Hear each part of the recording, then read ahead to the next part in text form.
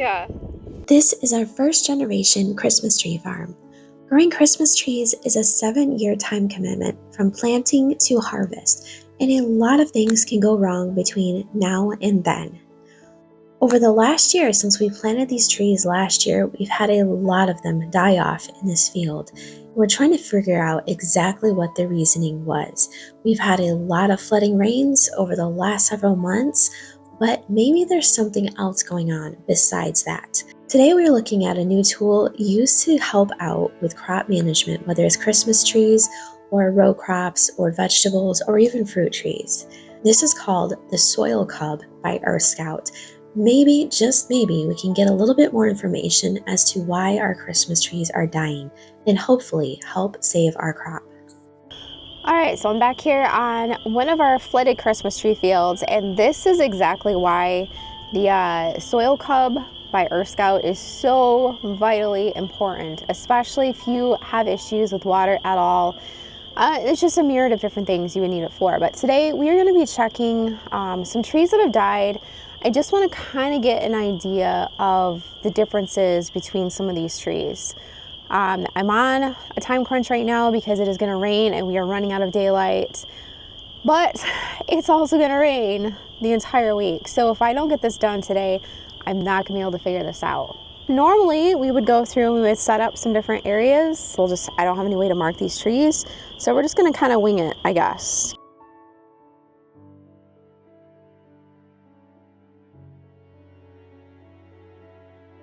Because we just don't have much time to do a full setup session. So right here we have a tree that has died. Now trees do die, it's not uncommon that they die, but ideally we can figure out why perhaps it died. It could have been from planting or it could be the ground conditions. So what we're going to do is we're going to measure trees that are in dry ground right here that are dead, compare them to trees that are dead in wet ground, such as way down there, and compare them to trees that are alive in wet ground and trees that are alive in dry ground, and see if we can pick up any sort of noticeable changes between the dead trees and the live trees. Wetness is usually a bad thing with Christmas trees, so let's see what we can do here. Start a new session, and session name, dead versus live, session 1. All right, so let's stab it in the ground and see what we can get. So we're gonna put it nearish the tree. You want all of the metal down. Okay, so we're gonna click go. Sorry about the glare.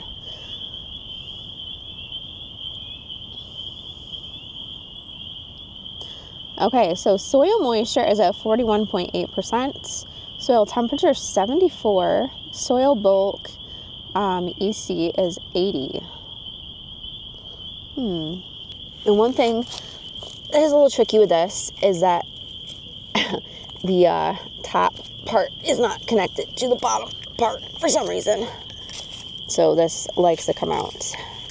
I would like to see them, oh gosh, get that changed because I can't even, that's going to be a no-go for me. So we'll take that off. You don't ever want to yank something out by the cord, but anyway, so let's move on to another area. Let's move on to this tree right here. Now this one's looking a little bit yellow, but it's not dead. So let's go ahead and stab it in the ground, the same area. Yeah. Okay. And so this is going to be packet 3. Okay. I'm assuming it's going to be similar to the other one. Actually, higher moisture, but it also has a higher exchange too. That's interesting. Okay, so let's move on to the next couple. All right, so we need to find an area where there's a dead tree and a live tree and a wet area, and we have lots of those, but I just need to locate them because it's getting dark and it's kind of hard to see. Well, let me see. So there's a tree that's live in the wet. That one obviously died because it fell over, I'm assuming. I mean, ideally they would be next to each other. Let me see. So let's see, right here we have a tree that is very clearly in the middle of the water, and it looks like it's doing great. So we gotta be careful not to drop our unit in the water. This goes in. All right, so this is the next one. I'm sure it's gonna be like 95%, 99% soil moisture, or 100. What? 53%? Look at the soil bulk, 227. Oh my goodness. All right, so, well, shoot. I'm trying to find one. Let's hit that guy over there. I don't know if you can even see him because he's so dead. So with farming, the more information you have, the better. Ooh, that goes right into the ground. Holy cow. That just went sinking in. Okay. So the last one was at 53. Oh, this one's higher. So this one's at 61.5%. And the soil bulk exchange is lower, 189. Okay. So let's see if we can do another one.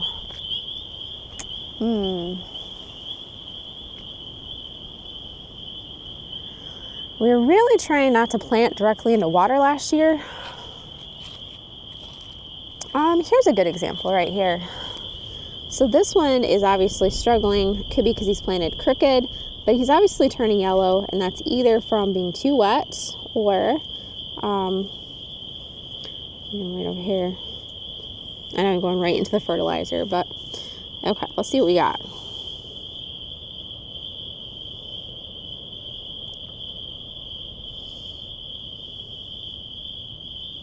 $51, so that's not, holy cow, 702?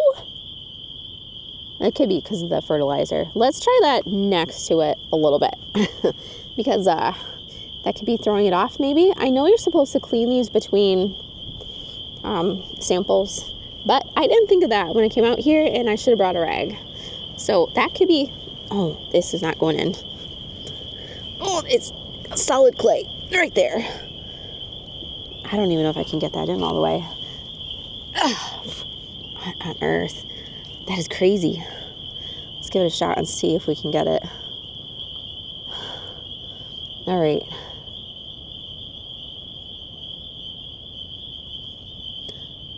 $542.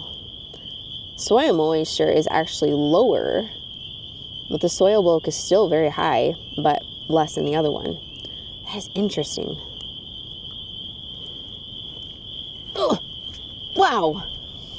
Well, I think the clay cleaned that off.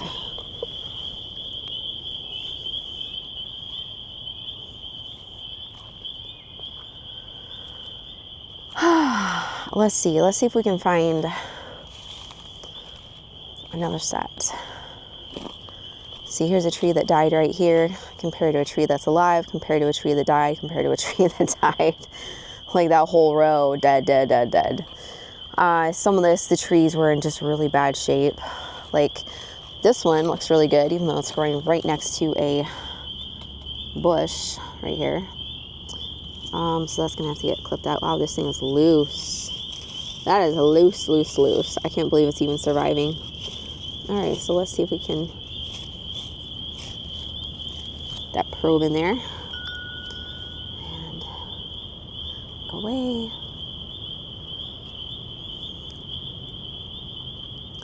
All right, so this is going to be tree 7. Wow, look at that, 582, but the moisture is at 49.1. Interesting.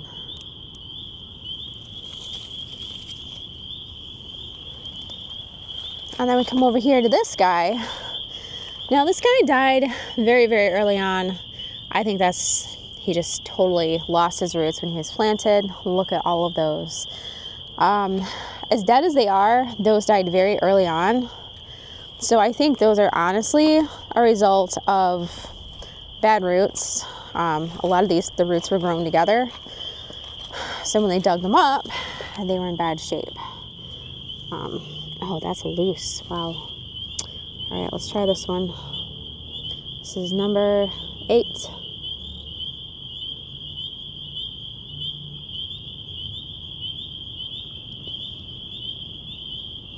Or number 9, sorry.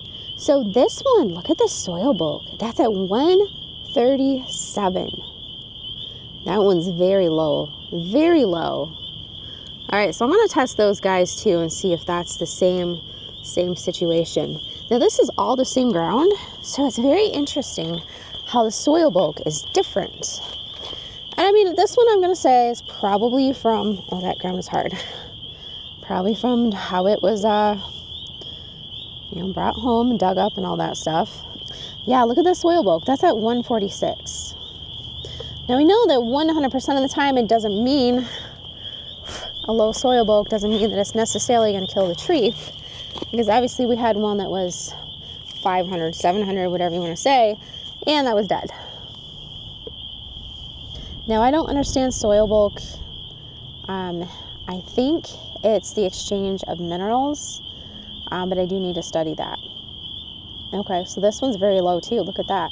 This one, interestingly enough, even though it's not sitting in water, is showing 58.5% moisture, lower soil temperature at 66.9, and a soil bulk of 130. I am going to guess and bet you that there's probably an underground spring right there, because there's no reason that should be that cold. Unless, of course, it is spring fed underneath, and this does feel really loose. Let's test this guy right here. He's losing some needles at the top. Looks like they got chewed off possibly. See if we can get away from the fertilizer, which is all over it. Okay. Ideally, I would have done this before putting the fertilizer down, but, doing the best we can over here. Okay. So the soil bulk on this one is better. Look at that. And the soil moisture is lower, and the soil temperature is lower, but the soil bulk is at 313. I bet if we look at that one, it's also going to be pretty low. Okay, let's take a look.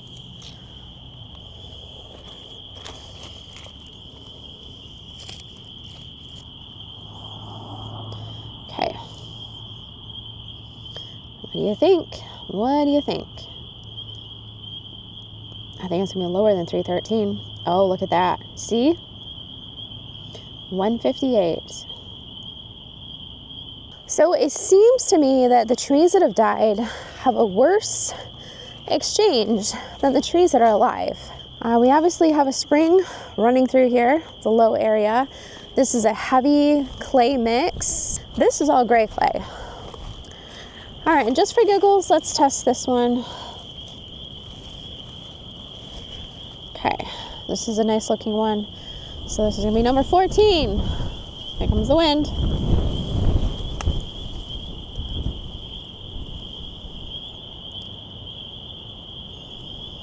$273. So it seems like everything that's under 200 is really struggling. And this one is got some yellowing going on right here. So I don't know. But I'm gonna take this back home and analyze the data and get back with you on it.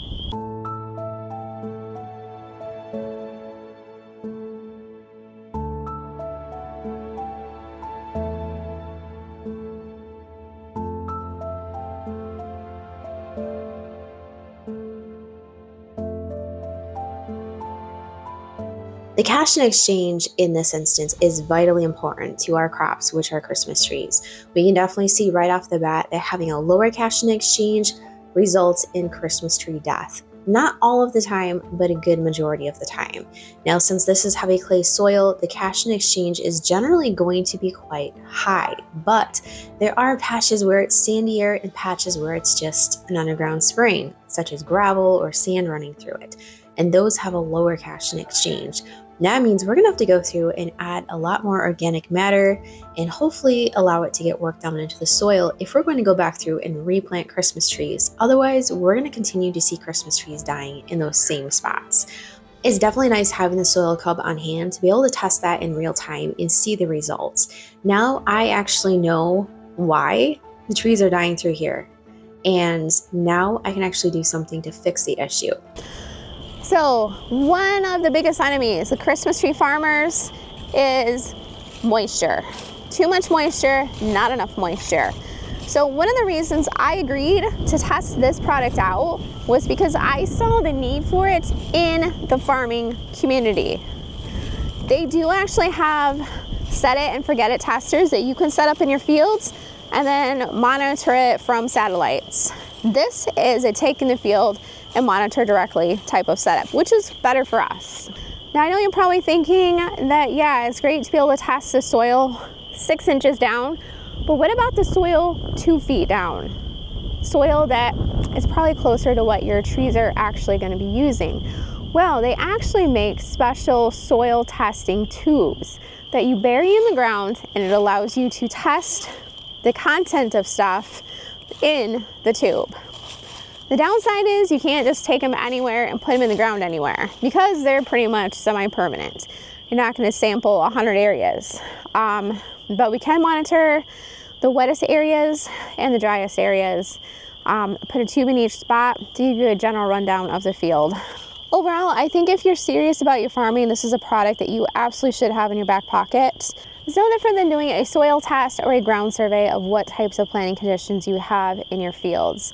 This gives you a very in-depth look at the data. It does not measure pH, unfortunately. It does not test all the minerals, unfortunately. Maybe one day. But having those few items at your fingertips definitely can give you a little bit more of an idea of what's happening. This is an actual US company, and they're passionate about what they do. Definitely check them out in the video description. And if you end up getting one, let me know what you're using it for on your farming area. You can also use these for gardening, indoor houseplants, anything that you water, pretty much.